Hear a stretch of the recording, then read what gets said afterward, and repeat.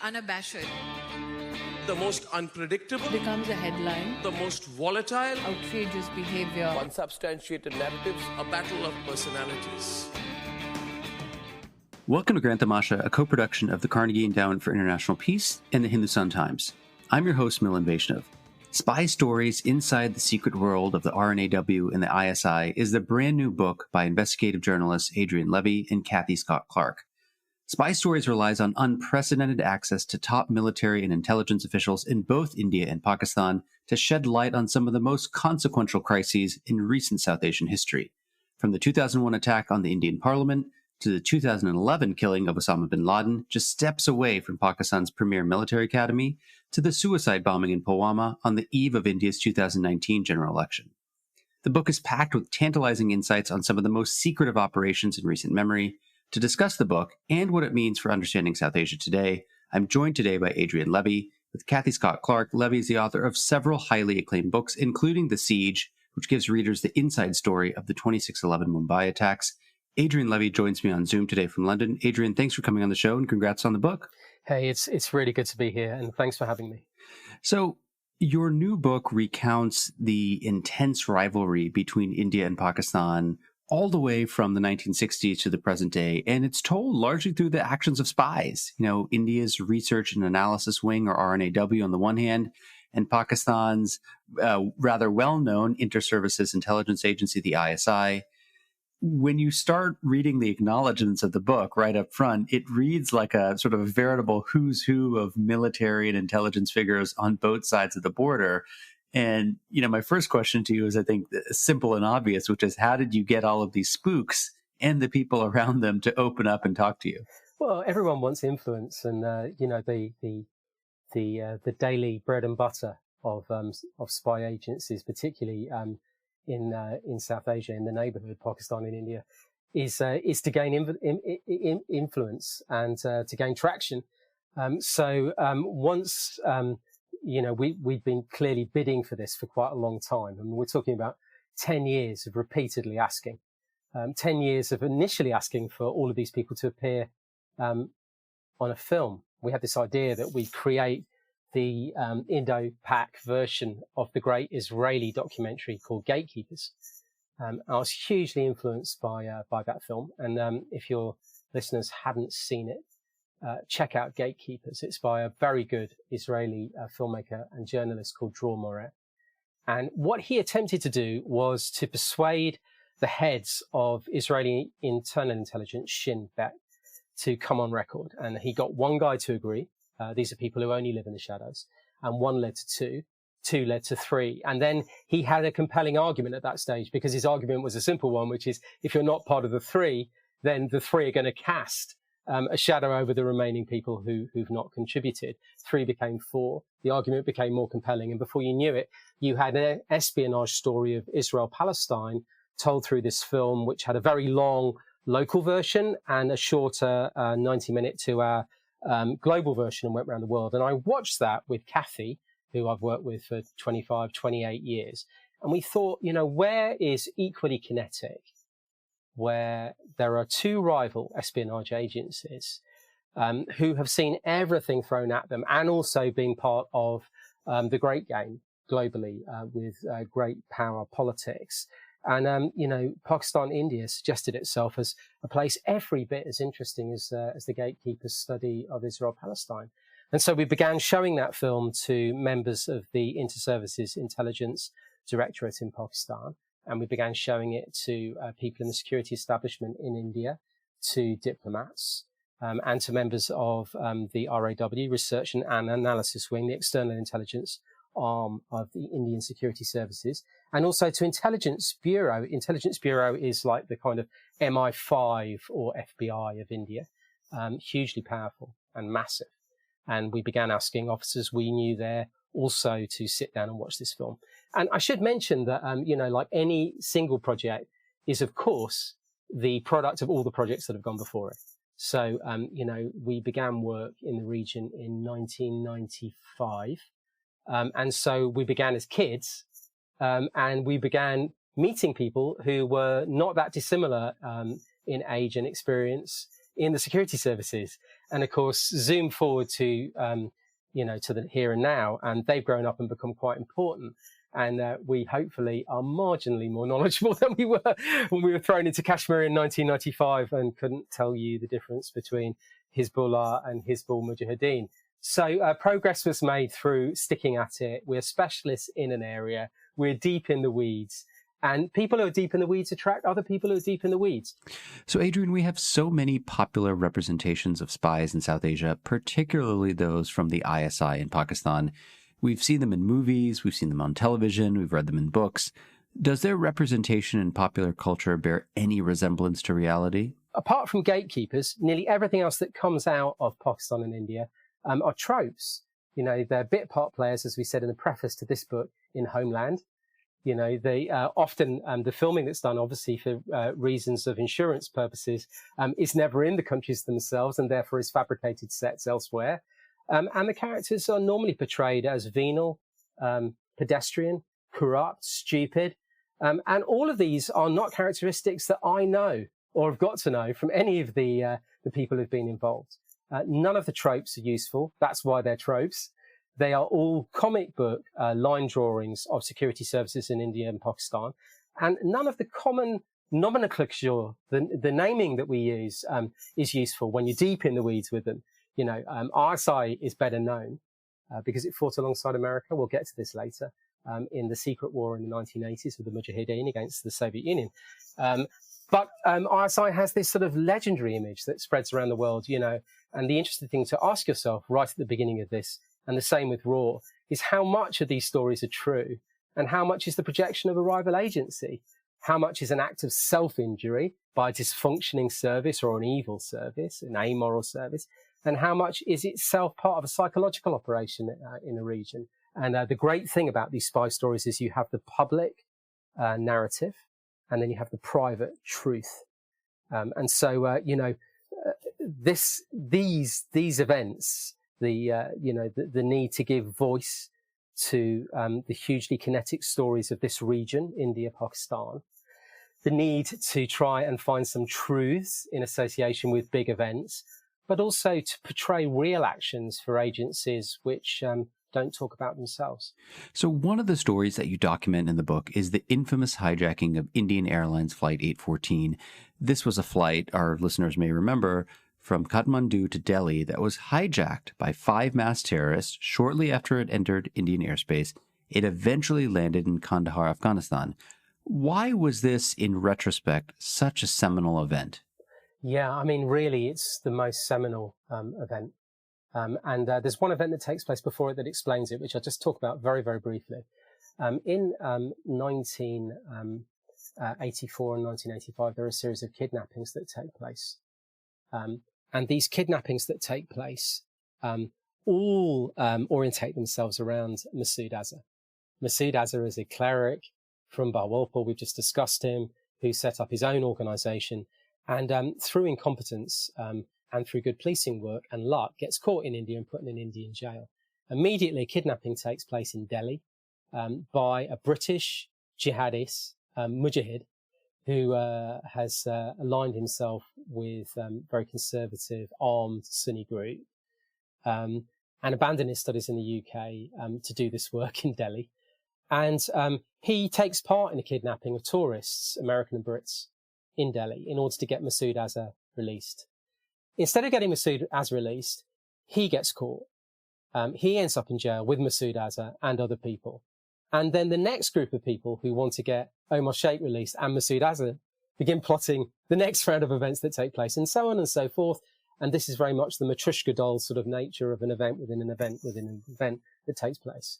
Fast forward to 1999. And undoubtedly, you have an event which captures the RAW in an unfortunate time. It tells us everything we need to know about the there and then with ISI RAW. RAW was given a hint by people working for itself, for RAW officers, that there was building intelligence that a hijacking would take place in Nepal. That intelligence was not actioned through either incompetence or laziness. It fell into a hole, the hijacking took place, and immediately before you know it, after lots of failed talks takes place, and India doesn't gain traction with various states that through whose airspace the plane travels, the plane lands in Kandahar at a time when, you know, this could be a mirror image of now when the Taliban have taken control. A daunting sight for everyone, as that Taliban was even more daunting, perhaps, than the Taliban we see of today. And Doval is one of the people on the ground on the tarmac who's then sent to make up ground, having seen the disaster of the hijacking coming through a lapse in intelligence, the failure to develop intelligence, and then the failure of political talks and political traction for these powers to get the plane landed anywhere where it could be landed. And instead, they've ended up in the worst of all situations. They've ended up in Kandahar, where they can't control anything. Not only that, but the RAW, from its perspective, is fairly certain that ISI is behind the hijacking. And the evidence points to that being likely the case. The reason being that security logs that we got shown, both from the Nepali intelligence organizations, but also from the RAW, show that a car carrying explosives and guns that belonged to a man called Arshad Chima, who was a diplomat working in the Pakistan mission in Kathmandu, carried materials over into the sterile area of the airport. These materials end up on the plane. ISI was an instigator, undoubtedly connected to this. Not only that, but Doval, when he's on the ground on the tarmac in Kandahar, is certain ISI voices can be heard in the eavesdropping up in the control tower, which means there's a kind of command and control lying behind some of the talking that's taking place. And what Doval can also see is that intelligence failure has led India into this position, and that the failure to have an aggressive fist that lies behind talking has not given them traction. The failure to develop intelligence in a smart way has not given them insight or headed off the event. And in fact, worse still, none of the advice given by intelligence services on the ground is heeded by the politicians, leading security services members to see there being a large gulf between the national security, let's say the intelligence community, as we now call it, the IC, and the politicians. The politicians don't trust the intelligence community. The intelligence community feel they're not having enough traction with the elected legislators of India. The result is a terrible deal is done. And that deal is that Masood Azhar will be already problematic, already having been jailed, will be released from his prison, along with Omar Sheikh, the British fighter, the British insurgent. And immediately, the reason this is significant, and everyone should know this, is he forms, having had a feast with the Taliban and Osama bin Laden. We did some wonderful interviews with eyewitnesses at the dinner with all the triumphal speech making. He goes and forms another organization called Jaish-e-Mohammed.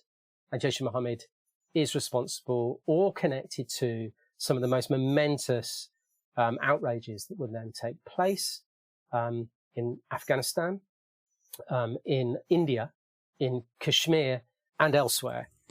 So at this point, Adrian, I'd like to ask you to introduce, if you would, the character of Ajit Doval.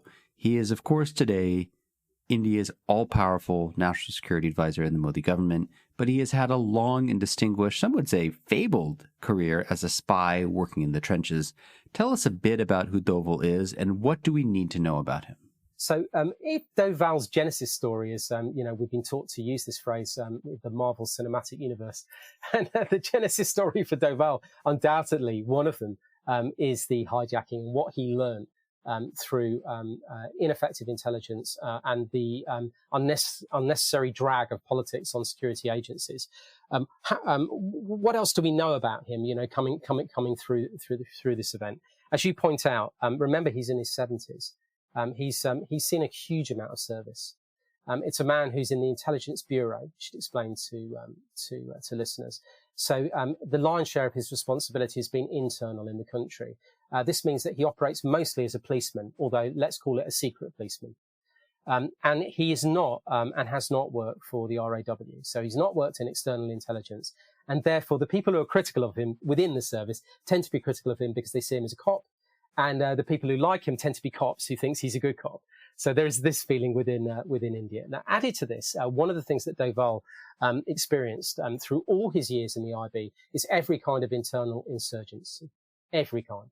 He worked in the Punjab, he worked in Kashmir, he's worked in the Maoist corridor, and he's seen every which way that Pakistan has inflamed the fault lines in India. He's seen the use of proxies, the use of proxies, but not only that, glove puppets, really, organizations that are set up by the ISI and then put into India to create consternation, fear, demoralize people, operations that operate psychologically to demoralize people and that spill blood in many, many cities. These have been bombings, these have been suicide attacks, robberies, hijackings, kidnappings, the full gamut that you can name. And this has taken place over all of his years of service. So a man who is steeped in this and you know, he's deeply cynical, who has seen the way in which intelligence services work, needs and has learned to counter this, to counter both the narrative but also the deep state machinations of Pakistan. And one of the things that he's tremendously successful at is telling stories.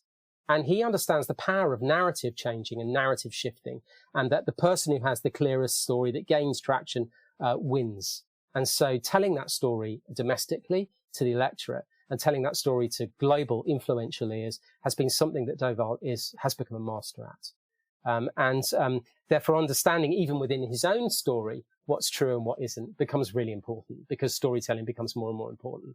So a man like Doval likes, for example, other people to tell stories about himself. You'll see lots of profiles that talk about how he was in service in Pakistan and went undercover in Pakistan while working at the Indian mission, which is the most highly observed premises in the world outside the American mission in Moscow. And, you know, the idea that Doval, the story he likes to have told about himself, for example, two great ones that I love are when he went into a barber shop where he learned that nuclear scientists working on the nuclear program were having their hair shorn, and he persuaded somebody in the shop to gather up the hair, and they had it tested. And they could therefore see at what stage the enrichment cycle. Yeah, you know, it's a wonderful story. It's brilliantly told. It's been repeated in any number of journals. Google it. You'll read it in many titles which carry gravitas with them around the world. None of these stories are provable or otherwise. None of, you know, these are just great stories. And a story that has great traction, that describes characteristics that can be either proven or disproved, is something that he's a master of. I'm saying this on a jocular side because actually, quite seriously, it's an important thing that spies like stories to be told about themselves.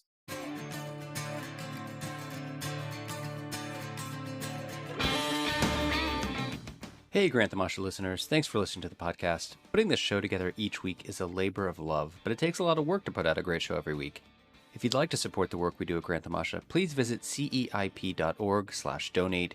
Don't forget to subscribe to us on Apple Podcasts, Google Podcasts, Spotify, or on your favorite podcasting platform, so you'll be the first to know when a new episode rolls out.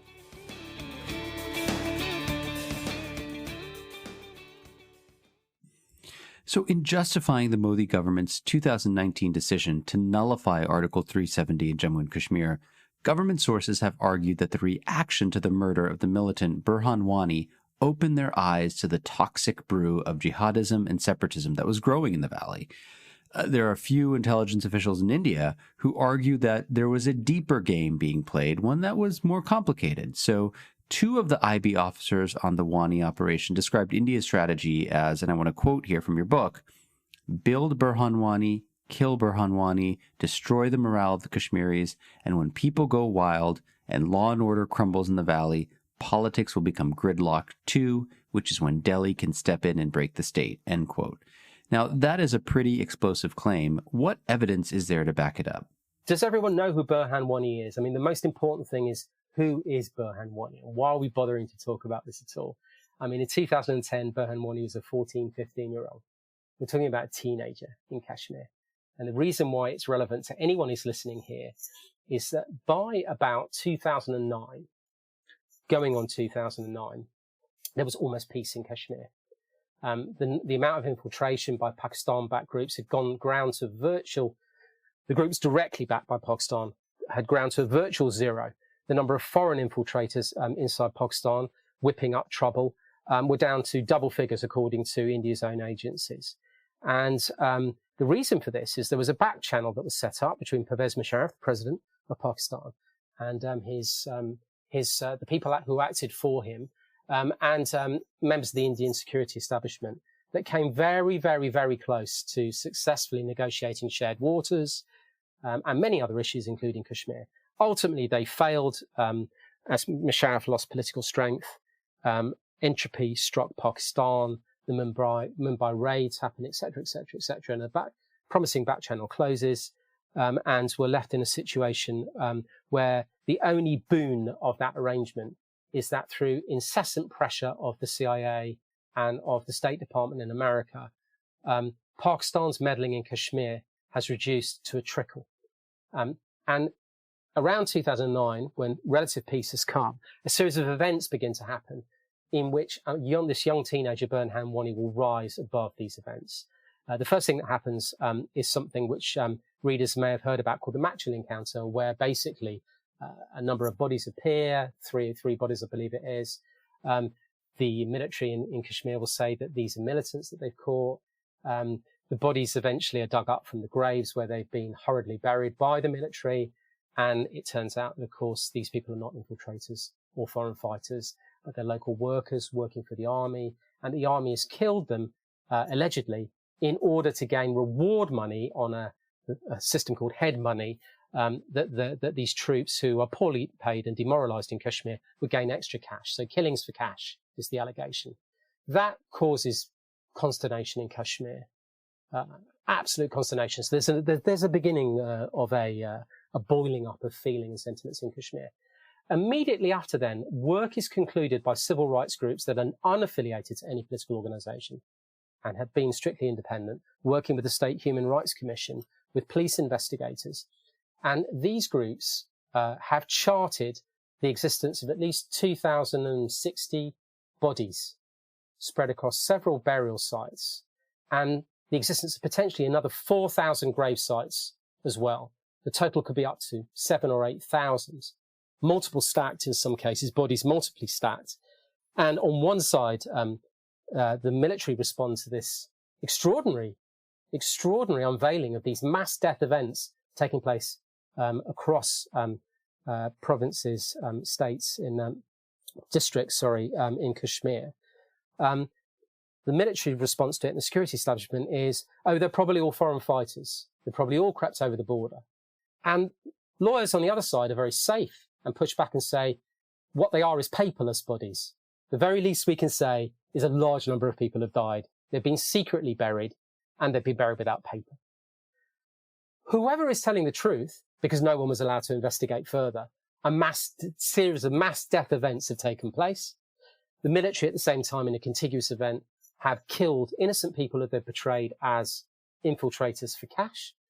And the impact of that, rather than resolving these things by getting the military to hold its own internal inquiry and for there to be a response that is worthwhile to the uncovering of all these bodies in Kashmir, is rioting and disorder that takes place. And this rioting and disorder will be met by even greater clampdowns, which results in a huge number of members of the security services being injured and hurt, and a huge number of civilians being injured and hurt. And of course, you're then in this perfect cycle of escalation.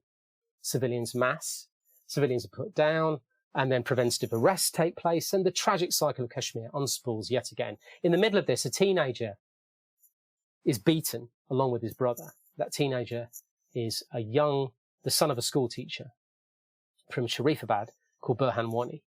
And his father notices, after he's beaten along with his brother Khalid, that they're getting increasingly angry and hot under the collar about what's going on in Kashmir.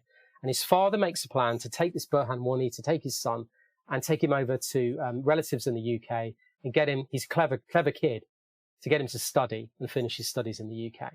So the plan is there to exfiltrate him, if you like, into the diaspora and head him off. And instead, what happens is Burhan skips the house. The family really will basically never see him again. The next time they see him is on social media and he's carrying an AK-47. What makes Burhan different to any of the other people who've joined, this anti-India movement inside Kashmir? What makes him different is almost immediately, as a teenager, someone who is au fait with the digital world rather than the old school. He uses the digital world and projects himself through social media. or what you begin to have for the first time ever, through a series of cash for killing events, several, which the military are involved in, through a heavy-handed series of clampdowns that take place in India and the digging up of the bodies. You have a man who bursts onto social media, onto Twitter, Instagram, and Facebook, and for the first time show their faces along with another band of teenagers as the young Che Guevara-esque sort of insurgency of freedom fighters. And a lot of the pictures that they have taken of themselves are evocative, like they are of the road to, the road to revolution in Cuba. They're really of that epoch. They're very clever at projecting themselves. You know, a band of men picnicking in the wood. Another famous picture, the cricket encounters. Laying aside your AK-47 and playing cricket with your comrades in a clearing before an altercation with the security forces. This gives the insurgency a very different flavour. The old insurgency 1.0, was very much seen as, the glove puppet of Pakistan, fueled by mostly external forces that flood over the border illegally from Pakistan, using a lot of Masood Azhar's groups, Jaish-e-Mohammed, Lashkar-e-Toiba. And now what you have is the Kashmirization of the insurgency. You have a movement that on the surface would seem to be more Kashmiri, more homegrown, and also would seem to be younger. So it's definitely a pivotal moment. But is it the same pivotal moment that the one that you're describing?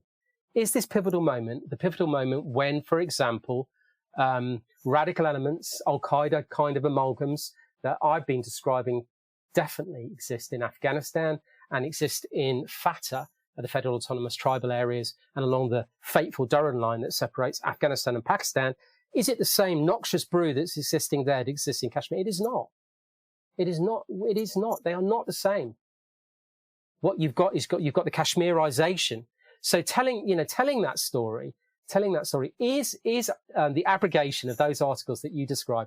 Is it to nip in the bud a noxious brew of Al-Qaeda style insurgency that's taking place in Kashmir? India's own figures supplied by the Defence Intelligence Agency say no. The numbers in 2009, 10, 11 were down to a trickle. They call it the silken thread. Down to virtually nothing. Mishandling would then create a homegrown response to it. It was a political decision that kicked in. The manifestos were clear about it in 2014. People argued in a compelling way that the article was inappropriate. It was ahistorical. It existed as a stopgap measure. Doval's position is that being an apologist for Kashmir never won India any favours. And instead a strident politics came in. Afterwards they've tried to retrofill this with stories about a noxious amalgam. There was no notable noxious amalgam in Kashmir. What there was a homegrown response to security mishandling of events that led them to lose control of the state. So let me maybe wrap this up and conclude this conversation by asking you to kind of bring this picture together. We are talking just a little over a month after the fall of Kabul and the Taliban's re-takeover of Afghanistan. We are seeing, of course, the American military withdraw. We are seeing quite a large amount of consternation, I would say, to put it mildly, in New Delhi about what this crisis in the region means for its security and stability. There is a belief in some quarters that now that Pakistan can claim a strategic victory in Afghanistan, that its proxies and people it's had long relationships with are now in power, that will enable militant groups to shift their focus eastward back to India, back to Jammu and Kashmir, and that that pivot, as it were, if you could call it that, is going to create quite a lot of complications for Indian security. How do you assess that threat, and are we seeing signs of that already? I mean, it's a really important, it's a really important question. We all fear the thing that you've described. I mean, a lawless state is a state in which terrorism breeds, and we've seen that in Syria. We've seen that with Daesh. We've seen it in Iraq. We've seen it in Libya. And so lawlessness and instability is something that we all should fear. And we should fear it because we already know when the forensics came out in Pulwama that Jaish-e-Mohammed that planned that atrocity moved its training base into where the British vacated in Afghanistan. And Jaish was operating with Al-Qaeda and Lashkar-e-Toiba all together in Helmand in Afghanistan, where they were together with bomb makers, and they were using chaos in Helmand in order to train. And, the product of that training was the disastrous loss of life, the tragic events that took place in Pulwama.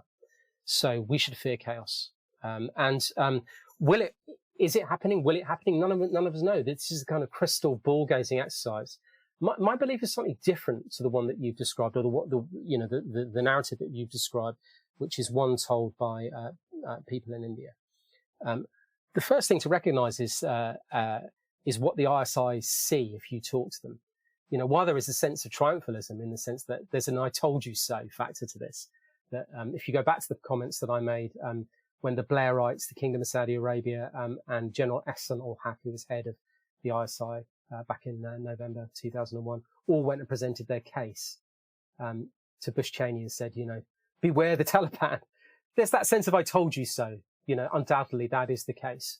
And privately, I'm sure in tea parties all over Rawalpindi and Islamabad, people will be privately celebrating because there is open hostility towards a lot of things that America has done. So, you're right in pointing to that. What else is being discussed right now? What else is being discussed right now is the potential for disaster that lies in Pakistan's way.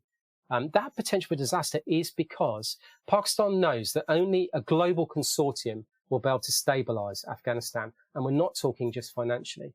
We're talking about the refugee outflux, the human tragedy. We're talking about the functioning of the state itself in terms of technocrats. We're talking about counterterrorism, counter-narcotics, and we're talking about the geopolitics of the neighboring countries. And who is the new superpower axis that will replace ISAF? Well, what the ISI are looking at is a really interesting amalgam in its own right. And it includes most people who don't like each other. Present is Russia, the old stakeholder. And Russia is there sitting next to the KSA, the Kingdom of Saudi Arabia. No love lost between Putin and between MBS. No love lost. And then you have Turkey that's vying with Saudi Arabia, that's also wishing to get a foot in. And Saudi Arabia will do everything it can to keep out its rival Sunni superpower.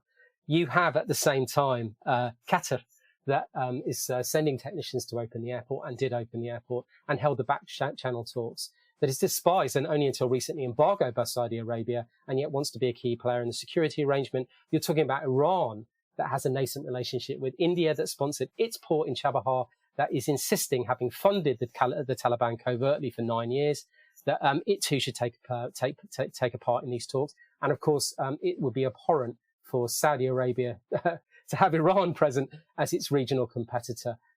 And so the idea of knitting together these countries with, all of these pat phrases, but, over the horizon, intelligent capacity, what a ludicrous phrase that is, for basically the use of drones and surrogates with America, looking after America's interests, the same happening with Europe. So from the ISI perspective, an organization that has very little capacity, if we step aside from the Indian narrative, its capacity in terms of jurisprudence, working within the international courts and conventions and fora is limited. It has not been very successful in those forums.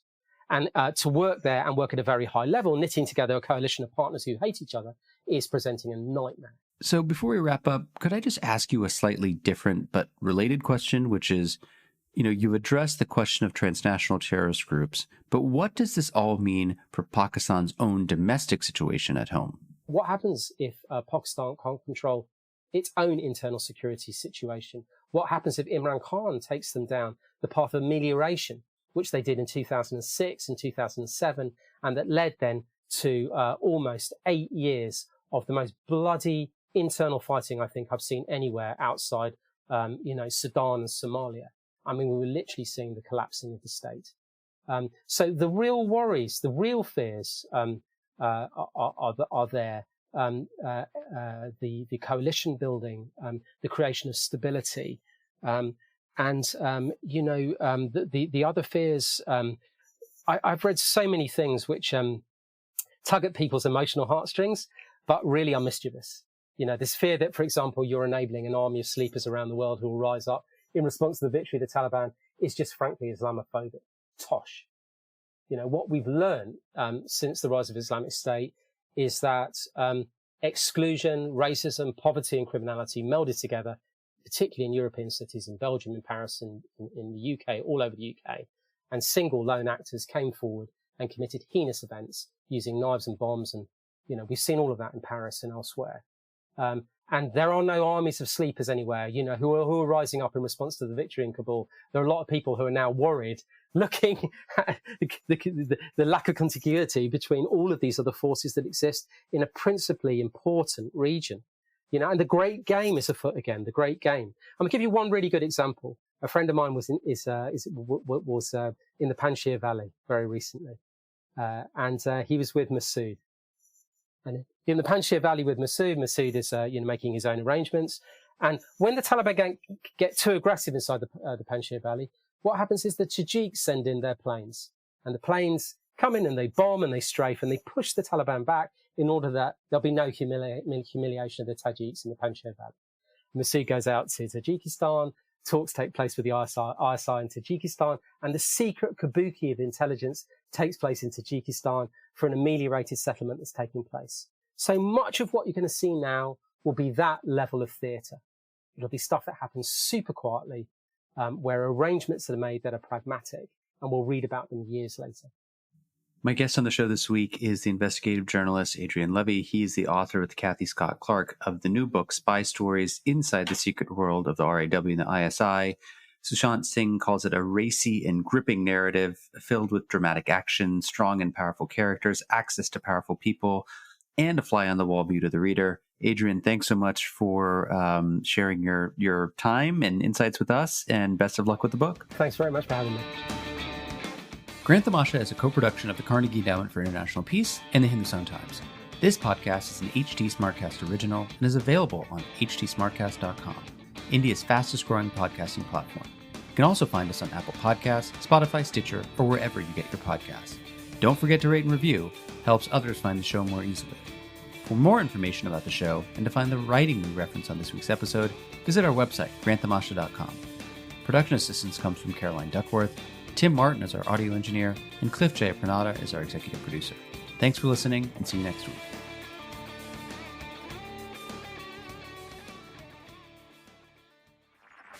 This was a Hindustan Times production brought to you by HT Smartcast.